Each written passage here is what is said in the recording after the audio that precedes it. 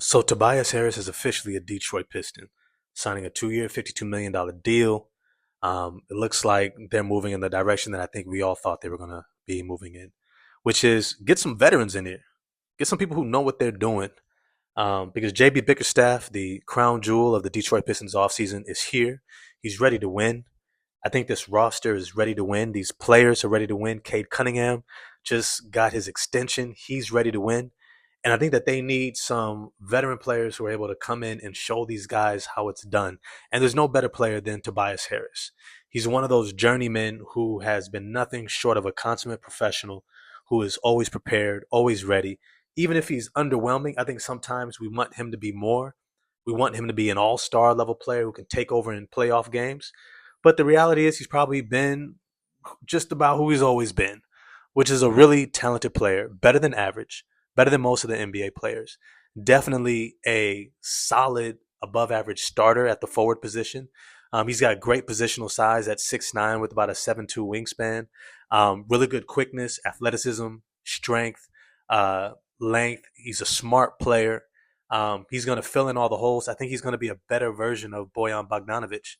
He's going to be the guy who comes in and spaces the floor, is able to get buckets, help kind of bail this team out of empty possessions where they aren't quite executing well. I think he's going to calm the team down offensively, and be able to tell guys where they need to be, uh, when to get into place, who should be getting the ball.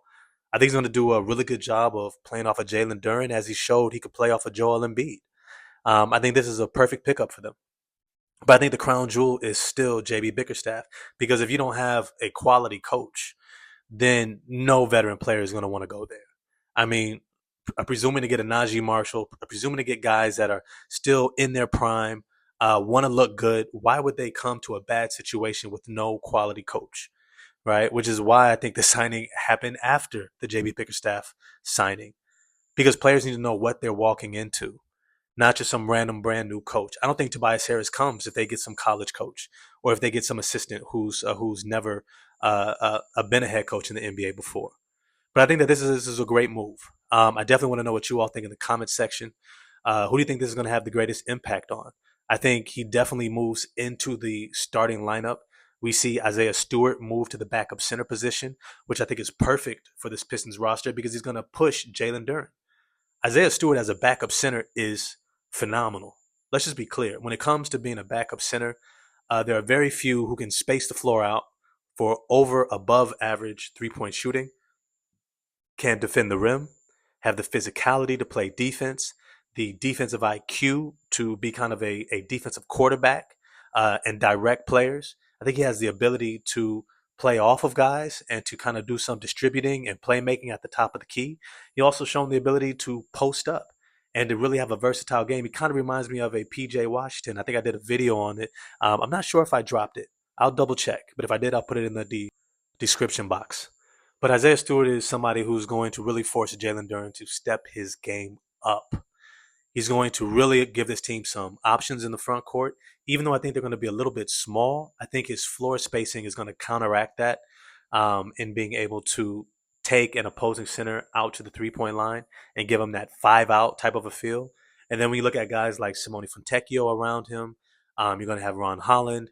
You're going to have Marcus Sasser. I still think they need another kind of veteran guard, maybe somebody like DeLon Wright. I think he would be somebody that's good, who can be a veteran leader off the bench, direct guys while not necessarily taking their minutes. Because I think Jaden Ivey is going to have a great year. He's going into that contract extension year where he can get that next summer, along with Jalen Duren. So I'm expecting both of them to have a phenomenal year. But with that said, do you think that this is where the team stops? Do you think they make some more moves? I mean, I would love to see like a Gary Harris brought in as well.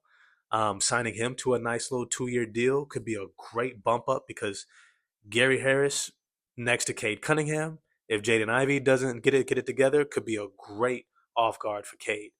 Hitting the threes, playing lockdown defense as a point of attack defender. He comes from that Orlando Magic defensive pedigree. He's been a winner. He's somebody who does the little things. I think he could be a great addition. But as always, I want to know what you all think. Get at me in the comments section. Definitely like, subscribe, share the video in your group chats, and then get at me back in the comment section. We'll chop it up there. All right, peace.